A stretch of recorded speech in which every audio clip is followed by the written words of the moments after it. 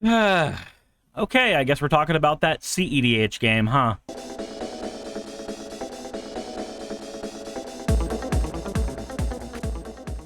So, for those who have been blissfully unaware, there is some drama going on in the cEDH community. Now, I'm going to go ahead and get my bona fides out of the way. I don't have any. I don't play cEDH. I've played cEDH before, either with a friend's deck or using my old Varen deck or Shalai and Halar combo. So, yes, I have played this format, but I don't play this format. Now, for those of you who play a lot of Commander and don't know what cEDH is, it is effectively competitive Commander. Commander, where a Rule 0 conversation has happened, and everybody agrees that this is a no-holds-barred, fisticuffs out, everybody is playing to win game. I see nothing wrong with that in general. What I have a problem with is players wanting a cEDH tournament structure without having the proper barriers that are needed for a cEDH tournament game to happen. So let's go ahead and get into what happened recently, and maybe we can see what we can do about kind of fixing this format a bit, because my goal here is not to say that cEDH should not be something people are playing. Far from it. My goal is also not to say that people should be shamed for playing cEDH. However, there's a caveat there, and we'll get to that here in a minute. But let's look at the 10K drama. On the competitive EDH Reddit, we've got a guy here named Maleficent Lake saying, I don't know who all watched the recent SLK 10K stream, but the finals took around 11 hours and ended in a draw. Apparently, that stream took longer than 11 hours because it actually isn't on YouTube. YouTube can't hold streams of a certain length in their back catalog, so I guess that is why we're not going to have access to that VOD anytime soon. But when we get access to the VOD, people are no doubt going to be skimming the thing for hours to try to figure out what the hell happened. Now, according to this user, again, I can't verify this. I don't want to waste 11 hours of my life watching a single game of Commander that I'm not playing, but looking at what this guy says, apparently there was a Rogthras player at the table that was going to be the one who won. The majority of the game was over a single stack over a cloud of fairies, and the game lasted about 10 turns. Apparently, the guy Golden Sabertooth was the main problem here. I'm gonna say again, I have no way of knowing if this guy was the main problem. I have no way of figuring that out, but apparently, Golden Sabertooth spent 10 plus minutes on decisions. All of this is fine, apparently. No, it's not. No, it's not. No. We're stopping this right here. No, this farce is dumb. 10 minutes on a single decision is not okay.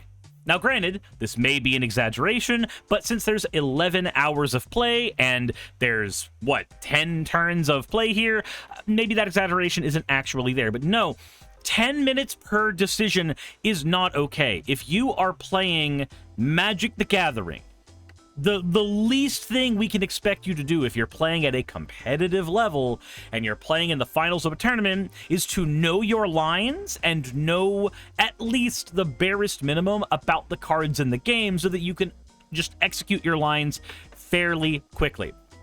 At my locals, when cEDH tournaments are ran, they get 70 minutes per round.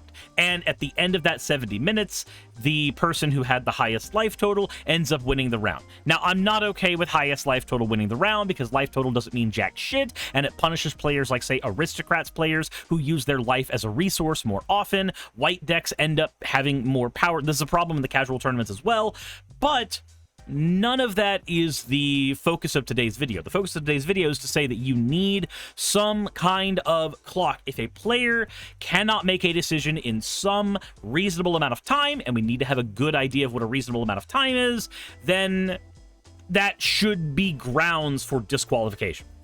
And I say that with my full chest, having played Hearthstone and having played Magic Arena. Both games have a system called roping, where if you do not make a decision, or you do not make a move for an amount of time. In Hearthstone, it's like 20 seconds. In Magic Arena, it's like 10 goddamn years.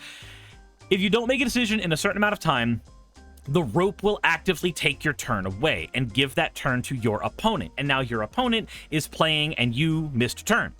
I like that system because while you yourself may say, but I need more time to make my decisions, no, you need to learn how to make your decisions infinitely more quickly because all of us have a finite amount of time we can dedicate to certain events and certain games. And if you and the way you are operating is monopolizing the time of everybody at the table, you're not indecisive, you're just an asshole.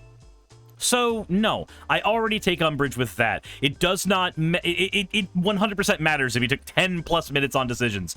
Again, I don't know who Gold Sabertooth is. I don't know if this is actually what happened. I can't look at the VOD to verify. Please take everything I'm saying with a grain of salt. But, anyway.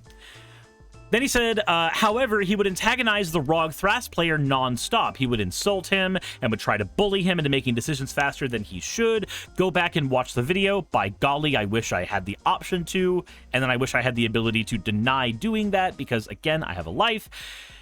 Says it gets pretty gross at times. He was not being competitive. He was being an asshole. Again, I have no way of verifying that.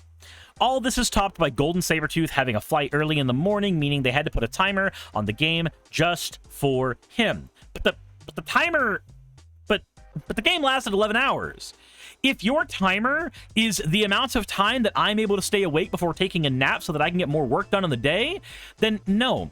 If your timer for your game is the amount of time, well, 1.5 times the amount of time that most people spend in a work environment, then no, I do not think that that is okay. There is another problem there, and we'll get into that here in a minute.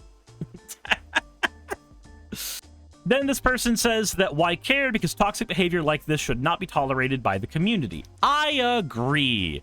Spending hours on end arguing with people then insulting them is not okay. I agree. That's for the YouTube comment section. Then says Golden Sabertooth is also a big part of the community. I am not connected enough with the cEDH community to know who the fuck that is. But says he makes amazing art and contributes a lot to the scene. However, playing like this should not be tolerated in any way. I encourage everybody to watch even just a 10-minute section of the latter half of the tournament, and it will make all sense. And it will all make sense. There we go. This is not to cancel anybody, more so to point out that people should be better and that judges should call this behavior out. Looking in the comments, we've got most normal cEDH game. It's not in the time that I played cEDH. Most matches were like 20 minutes to 30 minutes. So that's not really the most normal cEDH game. This is why cEDH and EDH as a whole is ruining Magic the Gathering. I don't agree with this at all. The issue is not the existence of the formats. The issue is how we curate them. Honestly, I don't know if I'm pretty much out of the tournament EDH environment, but isn't slow play something that should be punished? Yes, slow play is something that is generally punished at most, in most card games in some way. On digital clients, it's punished by giving you a rope, and on, like, in actual tournaments, it's a thing that you can call a judge over and say slow play is happening. To give an example of stuff that happened in a competitive card game I used to play at a high tournament level, I was in a regionals for Yu-Gi-Oh! And a very common play that was made during the time that I was playing was using the card Gaga Cowboy and Self-Destruct Button. Now, the Cowboy is a pretty simple card. It has a lot of text on here, but the only thing that matters is that if it's in defense position, you can use it to deal 800 damage to your opponent. So you would summon this in face-up defense position to ping your opponent. And it had a defense of 2400, so it was easy to block a lot of things in Yu-Gi-Oh! Most monsters you can summon off the bat at this era of Yu-Gi-Oh! Capped out at about 2000 attack points, unless you had a way to special summon a lot, so this could be a wall for a turn or two. Self-Destruct Button says you can only activate this card if your life points are lower than your opponent's and the difference is 7,000 or more. Both players' life points become 0. So during the competitive scene that I played, one of these strategies players would use is they would win as early as possible on their turn. They would play as quickly as they could, win as best as they could, if they had the line they needed. And usually it would be sniping somebody with Cowboy that would cause this to happen. Now, there is one rule in Yu-Gi-Oh! Tournament policy that was used to make this a cancer thing, and that is that if you had a game go to time, once your 4 turns are completed, life point totals are compared, and the player with the highest life point total wins the match. But again, anybody who's played Yu-Gi-Oh! Or Magic the Gathering or Hearthstone knows that life total doesn't mean jack until you're at the last one.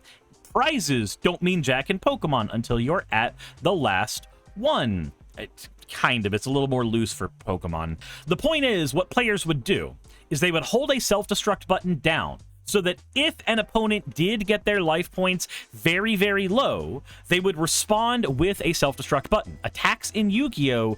Did not have to be declared all at the same time like they do in Magic, so players would go attack, attack, attack, and on the last attack that would win the game, a player would flip a self-destruct button, creating a draw and going into the next game.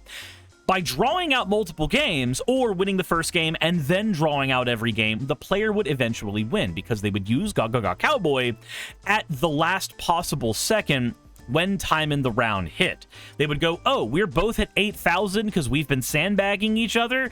Neato. I'm going to play Ga Ga Ga Cowboy on my last second, and then they start flipping through their cards, figuring out decision-making, basically slow playing for 2 minutes, and then with 10 seconds left on the timer, they would go, okay, cool, ping you for Cowboy.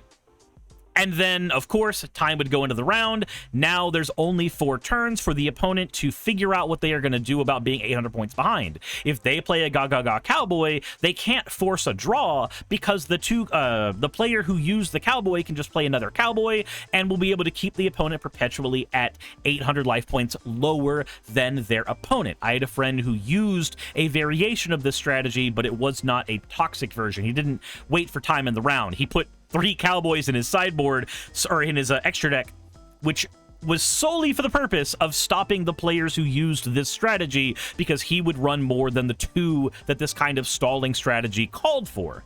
So that is a scenario that I dealt with when players found ways to slow play and did not get punished for them. Yu-Gi-Oh's not really the least toxic game on the planet, but players do need to have some kind of punishment for slow play in competitive scenes. Not in casual scenes, but in competitive scenes. Because if they don't, this problem occurs again. The Ga Ga Ga Cowboy self-destruct button era of Yu-Gi-Oh! Was filled with all kinds of weird rule sharky stuff that people would use to take advantage of the state of the game. So you need to have parameters in place to make sure that players can't do this.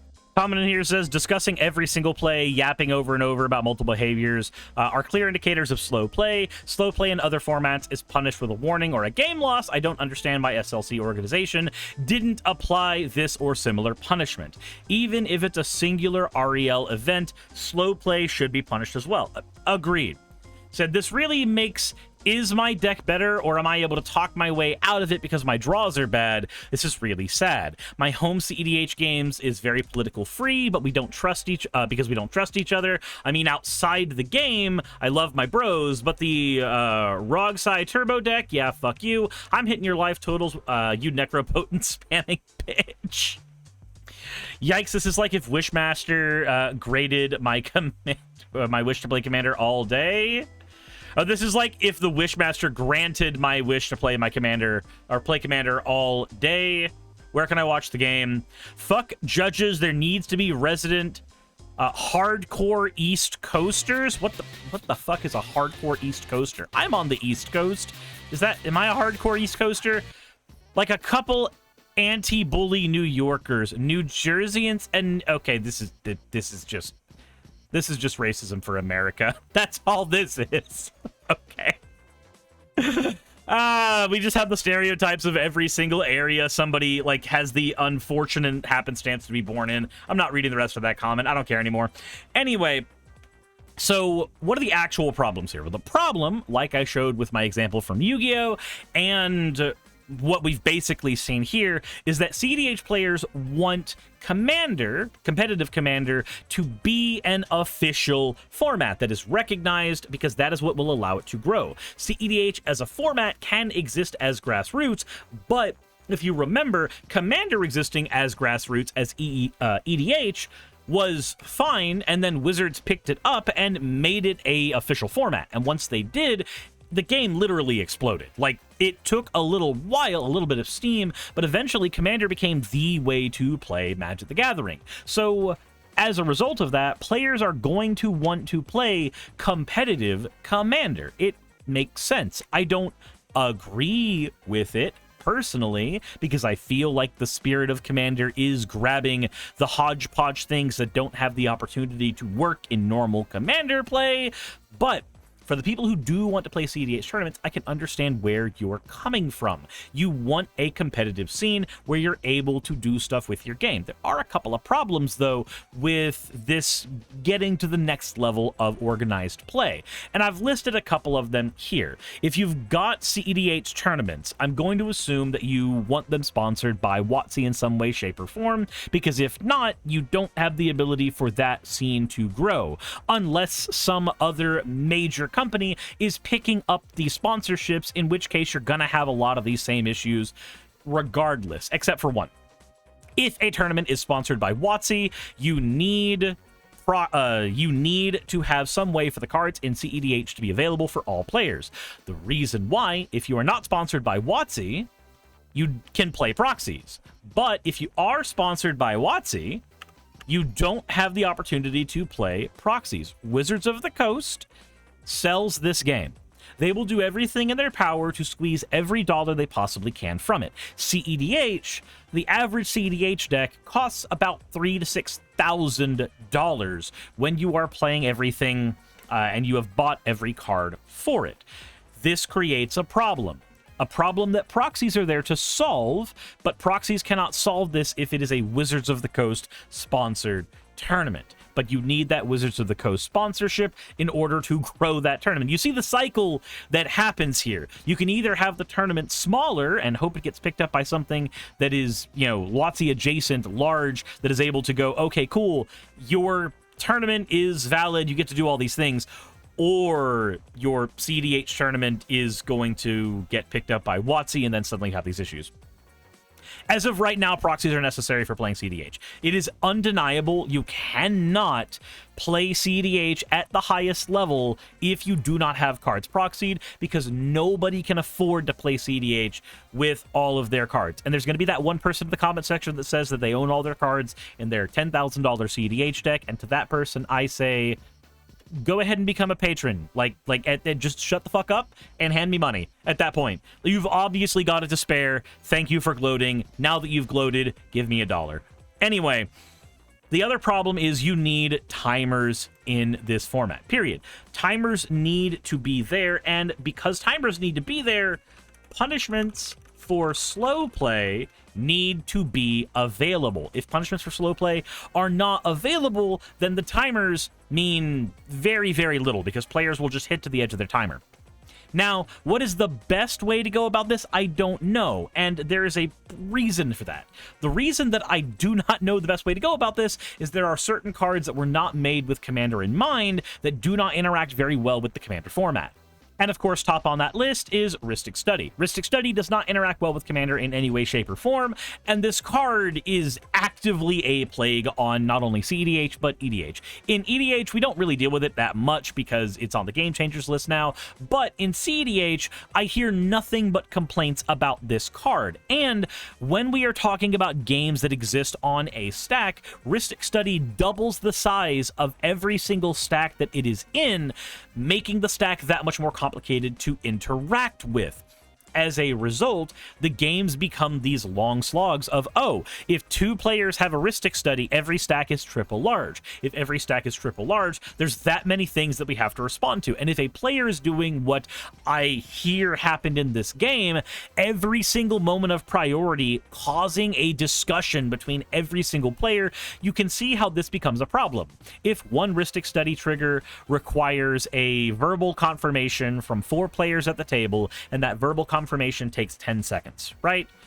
Do you pay the 1? No. Do you pay the 1? No. Do you pay the 1? No. Do you, and then I'm not paying the 1. Okay, cool. Maybe that takes 4 seconds. And then another heuristic study is on the table. So there needs to be 2 rounds of this. Now we're at 8 seconds. Let's say another heuristic study is at the table. Now there's 12 seconds. Okay. Every single time a player plays a spell in a stack that's going to get 10, 11, 12 cards deep, this heuristic study is now extending the time of this game so absurdly large, and it causes players to stalemate anyway. If you've heard anything from the cEDH crowds about what heuristic study is doing to cEDH, players are just stalemating and sandbagging each other instead of actually, like, going through the motions of playing the game, because once you've got multiple heuristic studies on the board, the correct move is to either try to go off right then or just not play any cards at all if you can't, and that creates more problems. Game states where players don't do things are not fun for any of the players involved at all. That's why we all collectively hate stacks. And I got to see a microcosm of how frustrating this kind of scenario can be for players when I was at MomoCon recently. If you were at MomoCon at Atlanta, then awesome. I'm glad that y'all had a good time. If you did, I had a great time as well, but I want to show an interaction that happened, and if one of the players who was in that game happens to see this video, maybe this is my apology for how this particular interaction happened. But there was one player whose commander was 8.5 tails. Now, if you've ever played against 8.5 tails, it is a very pillow 40 deck. This particular player really liked playing gimmick decks that try to do one thing really, really well and basically soft lock everybody out of the game for doing these things. I don't see a problem with that particular game style. If everybody agrees to it, that's fine. Hell, I agreed to it, and after eliminating other players at the table in a different match with the same player, we ended up in a 40-minute 1v1 where I was not allowed to win the game, and the opponent was not allowed to win the game either, and I had to find a way to break through like a billion different pillow fort tactics. It was great. It was fantastic. And I got to do all of it with my Braids deck, which is one of my favorite commanders. Anyway, that's besides the point. Point is, 8.5 tails creates fun pillow 40 environments because she goes, hey, the target spell on the stack is white now. Target permanent you control gains protection from white until end of turn. Player had a lot of mana. He was playing a Nykthos. He had the ability to generate a decent bit of mana. My girlfriend, Saki, plays a Blasphemous Act, and he goes, okay, cool, I'm going to make the Blast Act white, and I'm going to make all of my my permanents gain, or all my creatures gain protection from white. And I asked, how are you layering that on the stack? How does that look like on the stack? And he said, why does it matter?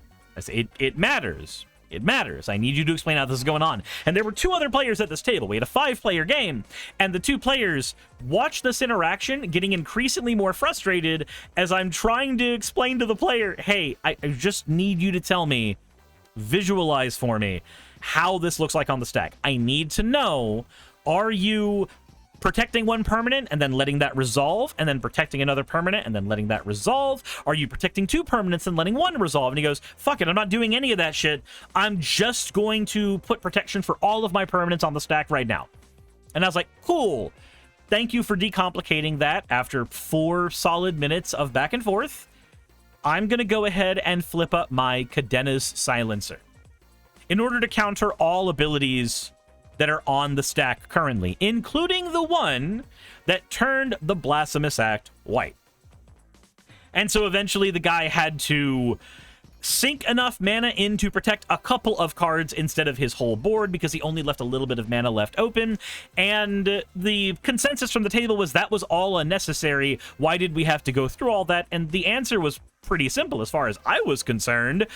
My Cadena Silencer operates with the stack as it is built, and if my Cadena Silencer is not able to operate with the stack as it is built, then it simply does nothing. I need to know exactly how the stack is being built so that I know how my Cadena Silencer is going to fit in to that stack. There. Now, the problem is, I've just explained a couple card interaction in a game of EDH that took 5 minutes. cEDH, this problem magnifies infinitely higher and becomes infinitely more exciting. I played Storm when I played EDH, and it was very fun to have counter magic battles because the stack gets so wild. But, again, I saw this happen at MomoCon in a game I was in, so I can understand why there's frustration with this game with a stack going as high as it does. But that means that you need timers all the more. But now we have a problem with timers and cEDH. Because there are 4 players in cEDH, if we implement a timer, is that timer based on a player's turn? Is that timer based on if a stack is happening, is not happening? Do we pause the timer if the stack is currently happening? Like, how do we handle that? And that's something that I need y'all to let me know in the comment section below. I can't fix this on myself. I don't play enough cEDH to know everything that goes on in it. So let me know in the comment section below what you think would be a good way to handle that, but we can all at least agree punishments for slow play and timers are necessary. If WotC is picking up the game, printing of all the cEDH staples to the point where players can afford them will be necessary. These are problems that cEDH is going to be facing as a format for a very long time. But there's another problem that I think needs to be addressed here, and that is for the people who don't like cEDH, and that includes me. I don't like cEDH. Watching this happen feels somewhat cathartic because it feels like all of our issues and arguments against cEDH all got justified. And I want to go ahead and stop anybody who has that thought process. That's not okay. As somebody who does not like cEDH, and as somebody who is willing to lean into that, it's not okay to lean into that in any way, shape, or form. At the end of the day, whatever format of Magic you play, what we all want more than anything is to be able to play this game with other people. And with cEDH, playing it with other people comes part and parcel to being able to have tournament play. It is a factor of wanting to play at the highest level, is wanting a tournament where you can play at the highest level. Because that is a factor that is involved here, instead of sitting back and laughing and going, this just proves that cEDH is a joke, I think the community together needs to say, okay, if cEDH is to survive as a format that people play and enjoy, what changes need to be made about how we approach it so that those players can enjoy the game? Just sitting back and making fun of them, it gives you a moment of catharsis, but it doesn't help you. It doesn't help you in any way, shape, or form, and it doesn't help them. And after all, you'd rather those players who play cEDH look at whatever format of Magic you play, be it Standard, Pauper, Pioneer, Modern, or just regular EDH, you'd rather them look at your game as a legitimate pastime. So look at their game as a legitimate pastime. And I do agree, they are effectively different games. Now, I've heard the argument before that cEDH is just a subset of EDH, but that's like saying that GOAT format and regular format for Yu-Gi-Oh! Are just subsets of Yu-Gi-Oh! It's a true statement, but in practice, the games feel so incredibly different from one another that they may as well be different games. World of Warcraft and World of Warcraft Classic and World of Warcraft Mist of Pandaria Classic are all subsets of World of Warcraft, but the 3 of those games feel so fundamentally different to play from one another, they are just different video games. So let's understand, this is in practice a different game that we should be trying to figure out ways to make sure that game is enjoyable for the people who want to play it. Now, my question is, how the balls did nobody at that table and none of the judges there say that this was how did everybody say this was okay? How did not a single one of them look at their clock and go, we've been here 3 hours, holy fucking balls, you realize this is a card game, right? How did that not happen? Anyway, I just had to get that out there, but I want to hear your thoughts on all of this. My thoughts on all of this are, I don't have enough information to make any, finger pointing, finger wagging. I can't really do any of that to any, acceptable degree, because I don't have the VOD to look at. Maybe in a few days we'll have the VOD to look at and we'll reconvene on this, but for the time being, we don't have that information. So all I have to say is, right now, this looks like a stain on competitive EDH at a tournament level. And we need to be finding ways to clean up that stain. We need to be finding ways to make sure that that format can be as polished as it possibly can for the players who enjoy it. but that's not going to be me. I don't plan on ever playing that damn thing. Anyway, thank you for watching. I hope each and every one of you are having a wonderful time. Thank you for listening to my rant, and as always, insert end of video tagline here. Hey, just wanted to give a quick thank you to all of my wonderful patrons who help keep me afloat and help keep this channel going. YouTube and Twitch are wonderful platforms, but at the end of the day, stability is not one of their strong suits. If you want to support my channel, then obviously Patreon is one of the best ways of doing that. Link is in the description. But I do want to personally thank everybody who has contributed to the channel. Those people would be Red Joker, Purple Poundini, Jemshin, Britzkrieg, Jupe the Malignant, Michael, Ravalern, Mabbity Babbity, Astral Frontier, Autumn and Angel, Nixie Chan, Mark Anthony, Victorian Alchemist, I'm not saying the last part of that, and you know that. Arcton Arclacier, Kiratorian, Dren Hadamata, Jordan M, John L, Lord Bleck, Smiling Game Master, and Fire Shard. And everyone else who supports my channel and lets me do what I do full time. This is a dream job of mine that I never believed that I would be able to take full time, and with your help, I've been able to do it. So thank you so very much for that. Thank you for watching the video. I hope you all enjoy, and I hope you all are having a wonderful time. I will see you all in the next one, hopefully.